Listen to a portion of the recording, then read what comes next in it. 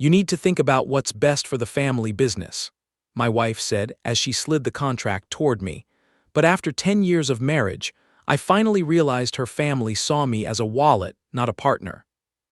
The smell of her morning coffee still lingered in the air as I stared at the documents that would essentially hand over controlling interest in my construction company to her brother Derek and father-in-law Robert.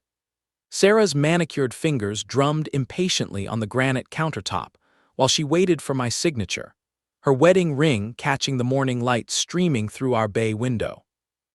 "This is a no-brainer, Marcus," she continued, her voice taking on that patronizing tone I'd been hearing more frequently lately.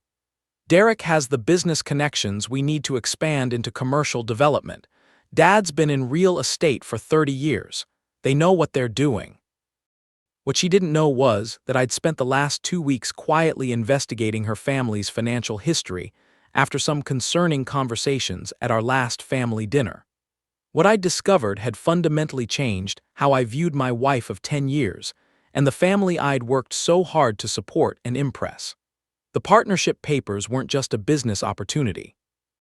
They were the final move in a chess game that had been playing out for months, possibly years. A game where I'd been the unwitting target, and my own wife had been moving the pieces against me. Sarah and I had met in college, both studying at State University. She was pursuing marketing while I was grinding through engineering courses and working construction jobs to pay my way through school. Her family had money, not wealthy, but comfortable middle class, with a nice house in the suburbs and 2 cars in the driveway. My family had struggled financially my entire childhood, with my father working multiple jobs just to keep us afloat.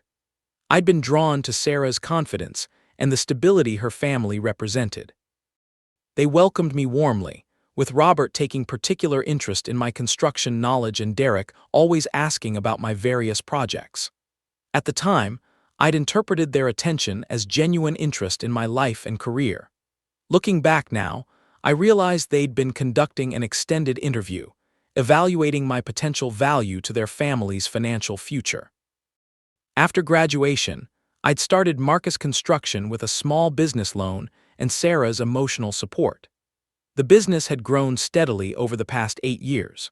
What started as a one-man operation doing residential repairs and small renovations had evolved into a company with 12 full-time employees and contracts throughout the county. We specialized in custom homes and high-end renovations, with a reputation for quality work and fair pricing that had generated a steady stream of referrals. Sarah had been involved in the business from the beginning, handling the books and marketing while I focused on the construction side. I'd trusted her completely with the financial aspects of the business, viewing our partnership as a natural extension of our marriage. The first signs of trouble had emerged about 6 months ago. Sarah had started pushing for us to professionalize the business structure, bringing in outside expertise to help us reach the next level. She'd arranged several meetings with business consultants, most of whom happened to be friends or associates of her father's real estate network. But it was a smaller moment that should have warned me. We'd been at dinner with another couple, Jim and Karen, who owned a successful plumbing business. Jim had mentioned how he turned down a partnership offer from his brother-in-law because something felt off about the terms. "Trust your gut," Jim had said. "In business, your instincts are usually right." I'd nodded in agreement, but Sarah had laughed dismissively. "That's such typical male paranoia. Sometimes you have to take risks to grow. Not everything is a conspiracy." The way she'd said it, not just disagreeing with Jim, but mocking the very idea that a man should trust his instincts about protecting his business, had stuck with me. It was the first time I'd heard her dismiss something so fundamental to how I approached my work and my responsibilities. Derek had become increasingly involved in these discussions, offering his insights as someone who'd successfully grown multiple businesses.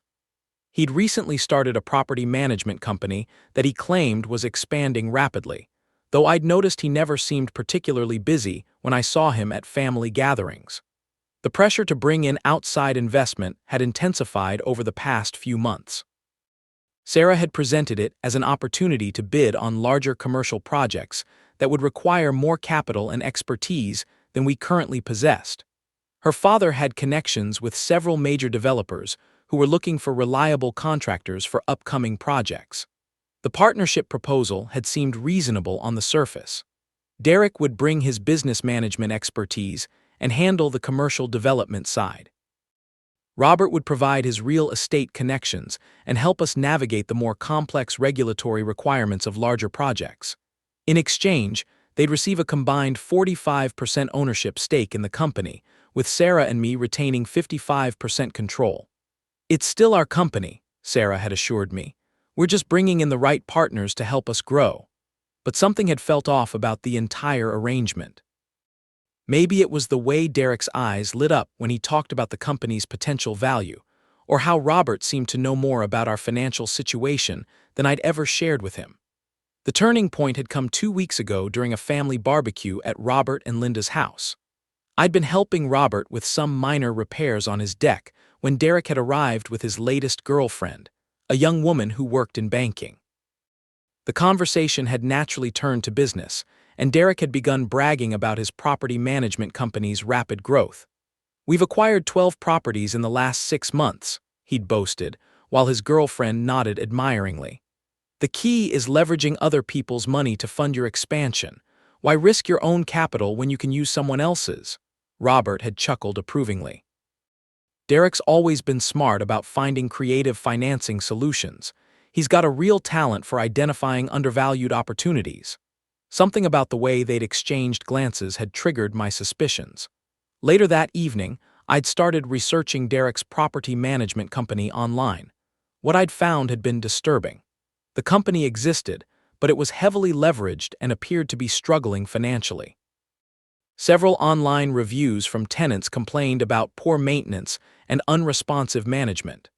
More concerning, I'd found records of 2 recent lawsuits from investors who claimed Derek had misrepresented the financial performance of properties they'd purchased through his company.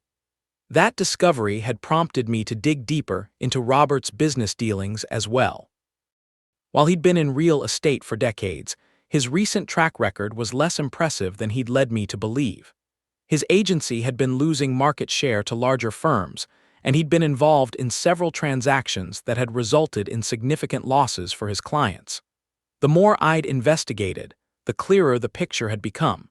Sarah's family wasn't looking to help me grow my successful business. They were looking to gain control of it to solve their own financial problems. My construction company was debt-free and profitable, with a strong reputation and steady cash flow. It represented exactly the kind of stable asset that could serve as collateral for Derek's risky property investments, or provide the steady income Robert needed to maintain his lifestyle while his real estate business declined.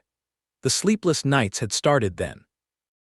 I'd lie awake at 3 in the morning, staring at the ceiling and running through scenarios. What if I was wrong? What if I was being paranoid like Sarah suggested? But then I'd think about my 12 employees, guys who depended on me for their livelihoods, men with families and mortgages and dreams of their own. The weight of being their sole protector in this situation felt crushing. If I signed those papers and Sarah's family destroyed the business, I wouldn't just lose everything I'd built, I'd be responsible for destroying the lives of everyone who'd trusted me to keep their jobs secure. The partnership agreement I was now staring at would give them legal control over major business decisions, access to the company's credit lines, and the ability to use the business as collateral for their own ventures. The 45% ownership stake was structured in a way that would allow them to outvote me on key decisions if Sarah sided with them, which seemed increasingly likely given her recent behavior. "Marcus, you're overthinking this," Sarah said, interrupting my thoughts. "This is exactly the kind of opportunity we've been waiting for. We can finally compete with the big contractors and build something really significant." "I need some time to review the terms more carefully," I said, pushing the papers back across the table. "This is a big decision that will affect the rest of our lives." Sarah's smile faltered slightly. "What's to review? We've been discussing this for months. Derek and Dad have been incredibly patient, but they need an answer soon if we're going to move forward with the Henderson project." The Henderson project was a large commercial development that Robert claimed his developer contacts were ready to award to our expanded partnership. It would be worth nearly $2 million in construction contracts, more than double our typical annual revenue. I'd like to see the actual contract for the Henderson project before I commit to anything, I said, and I want to have our attorney review the partnership agreement. Our attorney? Sarah's voice sharpened. Marcus, these are my family members we're talking about. Don't you trust them? I trust them, I lied, but this is still a business transaction. Any good businessman would have legal counsel review a partnership agreement before signing. Sarah stood up abruptly, her chair scraping against the kitchen floor. I can't believe you're being so paranoid about this. Derek and Dad are trying to help us, and you're treating them like they're trying to scam us. I'll have an answer for you by Friday, I said, standing up to match her height. That should give me enough time to review everything properly. Sarah's eyes flashed with anger. Friday? Marcus, the Henderson project deadline is next week. If we don't commit to the partnership now, we'll lose the contract. Then we'll lose it, I said. I'm not signing anything until I understand exactly what I'm agreeing to. After Sarah left for work, I drove to the office of Tom Mitchell, an attorney who'd helped me with various business matters over the years. Tom was a straight-talking guy in his 50s who'd built his practice representing small business owners and contractors. Marcus, Tom said, shaking my hand as I entered his office. Good to see you. Sarah mentioned you might be expanding the business. I paused, surprised. Sarah mentioned it. When did you talk to Sarah? She called last week, Tom said, settling behind his desk. Said you were considering bringing in some partners and wanted to make sure all the legal paperwork was in order. Another piece of the puzzle clicked into place. Sarah had been laying groundwork for this partnership for weeks, possibly months. She'd been coordinating with her family to present a unified front, making it seem like the opportunity had emerged naturally rather than being carefully orchestrated. I pulled out the documents Sarah had given me that morning and slid them across Tom's desk. This is what they've proposed. Tom spent several minutes reviewing the paperwork, his expression growing increasingly serious as he read. Finally, he looked up at me with concern evident in his eyes. Marcus, there's nothing simple or fair about this agreement. This partnership structure would essentially give your wife's family control over your business while limiting your ability to make independent decisions. What do you mean? Look at Clause 12, Tom said, pointing to a section of the document. Any major business decision requires approval from partners holding at least 60% of the ownership stake. Your wife's family would hold 45%, and your wife holds another 25% of your 55% share. I did the math quickly. So if Sarah sides with them, they'd have 70% control. Exactly. And the definition of major business decision includes any expenditure over $5,000, any new contract over $50,000, and any changes to company credit lines or banking relationships. The implications were staggering. Under this agreement, I wouldn't be able to bid on most of the contracts that formed the backbone of my business without permission from Sarah's family. There's more, Tom continued. This clause gives any partner the right to force a sale of the company if they can demonstrate that current management is not acting in the best interests of the partnership. And this one allows partners to use their ownership stake as collateral for personal loans. I felt sick. The partnership agreement wasn't just giving Sarah's family control over my business, it was giving them the legal right to destroy it if their own financial ventures failed. That evening, I decided to test Sarah's knowledge of the partnership terms. Over dinner, I casually mentioned some of the clauses Tom had highlighted. I was looking over the partnership agreement today, I said. I noticed there are some pretty specific terms about decision-making authority. Did Derek explain how those would work in practice? Sarah's response told me everything I needed to know. She launched into a detailed explanation of how the voting structure would ensure that all major decisions were made democratically, with everyone having input into the company's direction. She knew exactly how the control mechanisms worked and had clearly been coached on how to present them in a positive light. The beauty of the structure, she concluded, is that it prevents any one person from making decisions that could hurt the business. Everything has to be approved by the majority of partners. But I built this business, I said. Doesn't that count for something? Sarah reached across the table and took my hand. Of course it does. That's why you're retaining majority ownership. But Marcus, you can't grow a business by yourself. You need partners who can bring different skills and resources to help you succeed. Her words sounded reasonable, but I could see the calculation behind her eyes. She'd been planning this conversation, preparing responses to my likely objections. The woman I'd married had become a stranger, someone willing to deceive me for her family's financial benefit. The next morning, I needed to clear my head before making any decisions. I drove to the job site where we were building a custom home for the Hendersons, ironically, the real Henderson family, not the fictional commercial project Robert had invented. The house was nearly complete, and I walked through the rooms we'd crafted with careful attention to every detail. In what would be the master bedroom, I found my old leather tool belt hanging on a nail where I'd left it the day before. I picked it up and felt the familiar weight of the hammer, the worn leather that had molded to my body over years of honest work.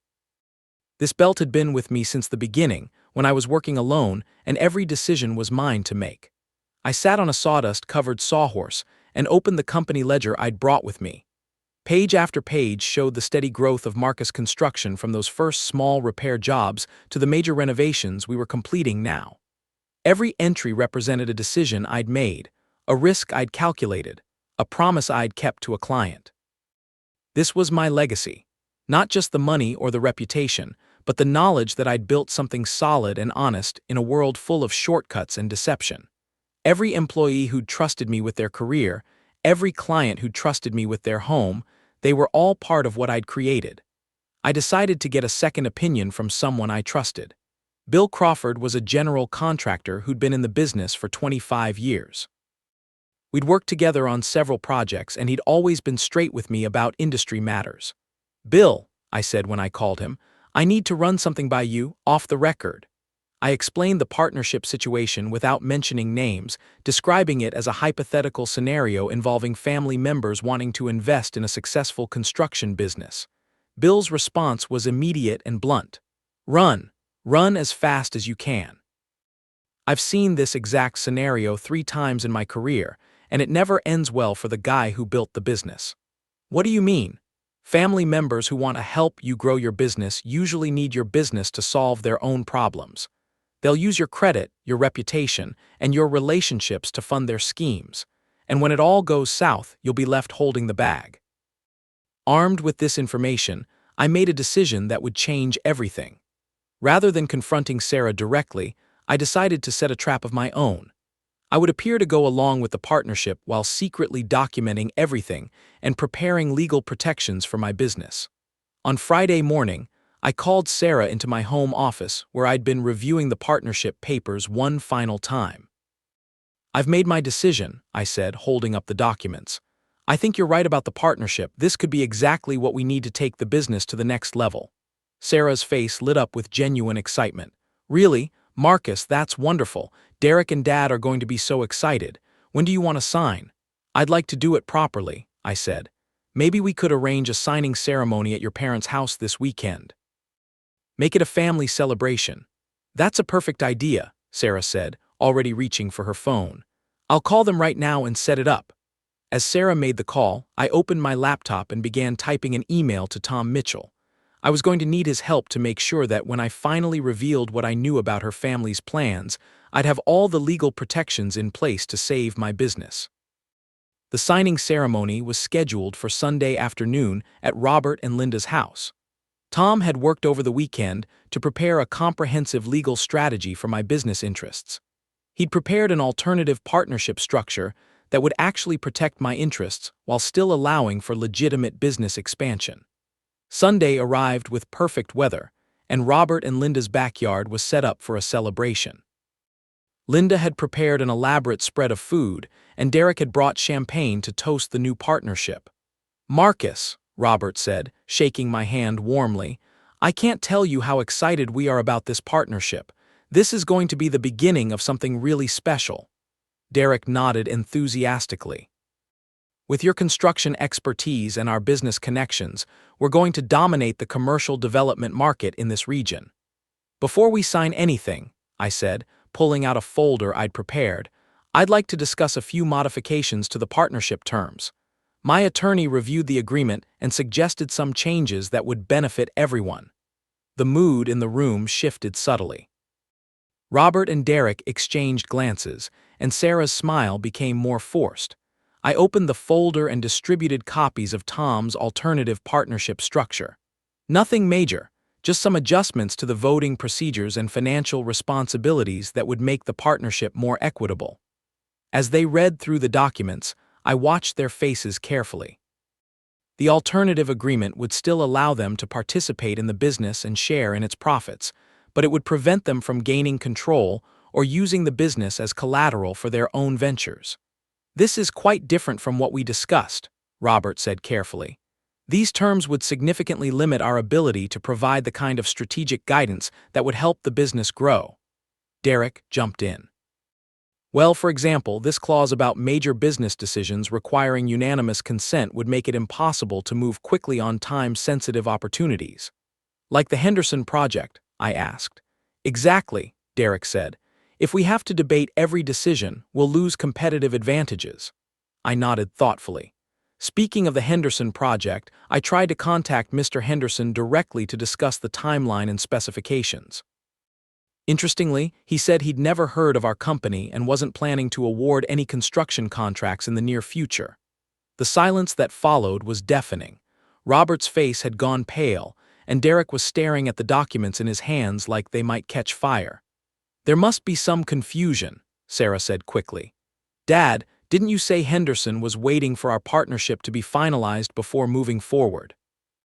Robert cleared his throat. "Well, these developers can be unpredictable. Sometimes projects get delayed or restructured.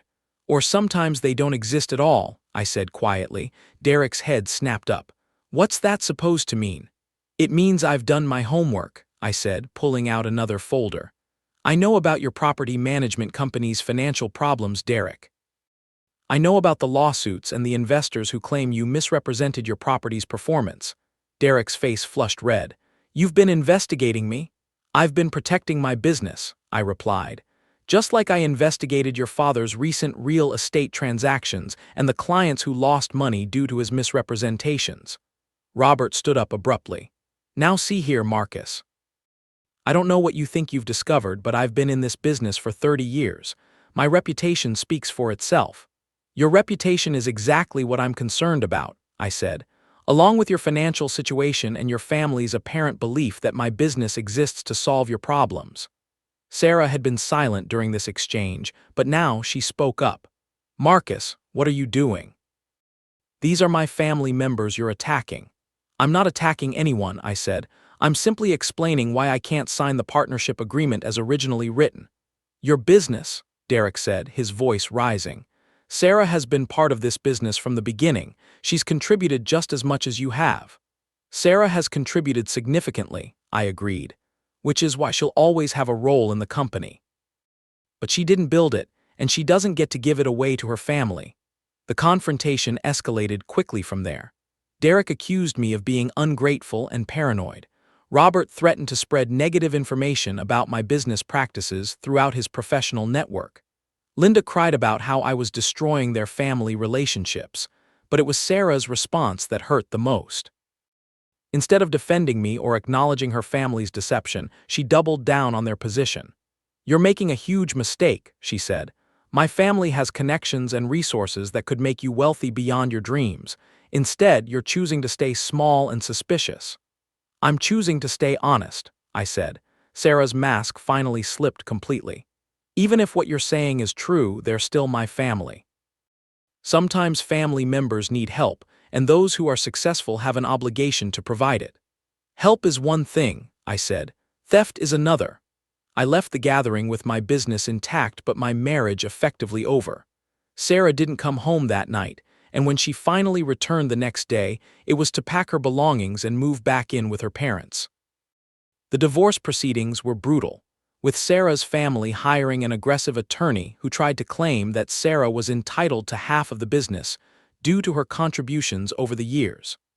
But Tom had prepared for this possibility, and we had documentation showing that Sarah had been compensated for her work and had never been granted ownership rights. The legal battle lasted 8 months, during which Sarah's family did everything they could to damage my business and reputation. But their efforts backfired spectacularly. The construction industry is smaller than most people realize, and word quickly spread about what Sarah's family had tried to do. Other contractors rallied to support me, and several offered to provide character references or testimony about my business practices. More importantly, Derek's financial problems finally caught up with him. Two of his investors filed criminal charges for fraud, and his property management company was forced into bankruptcy. The investigation revealed the extent of his deceptive practices, including the fabrication of financial documents and the misappropriation of client funds. Robert's real estate license was suspended after a formal complaint was filed by several former clients who had discovered his misrepresentations. The State Real Estate Commission found that he had violated multiple regulations regarding disclosure and fiduciary responsibility. The final blow came when Sarah's attorney discovered that she had been secretly recording our conversations about the business, hoping to find evidence that I had promised her ownership rights. But the recordings actually proved that I had been honest about the business structure, while she had been deceptive about her family's intentions. The judge awarded me a complete victory in the divorce proceedings, with Sarah receiving only a minimal settlement and no ongoing claims to the business. More importantly, the court issued a restraining order preventing her family from interfering with my business operations or contacting my employees and clients. Derek was eventually sentenced to 4 years in prison for investor fraud, and his conviction made local news. Robert was forced to declare bankruptcy and lost his family home. Sarah's family had completely destroyed themselves trying to steal my business, and their reputation in the community was permanently ruined. 2 years later, Marcus Construction had grown into one of the most respected construction companies in the region. We'd completed several major commercial projects, and I'd been invited to speak at industry conferences about business ethics and partnership structures. The company was thriving, built on a foundation of honest work and ethical business practices. Late one evening, I sat in my office reviewing the books for the quarter. The numbers were strong, and I felt the familiar satisfaction of knowing that every dollar had been earned through honest work and fair dealing. My old tool belt hung on a hook nearby, a reminder of where I'd started and what I'd built. The partnership agreement that had started this whole ordeal was still in my files, serving as a reminder of what I'd almost lost. But more importantly, it served as proof that sometimes the most important business decision you can make is the one where you simply say no. I pulled out a fresh contract for a new project and signed my name at the bottom. The only contract I trust now is the one I write myself.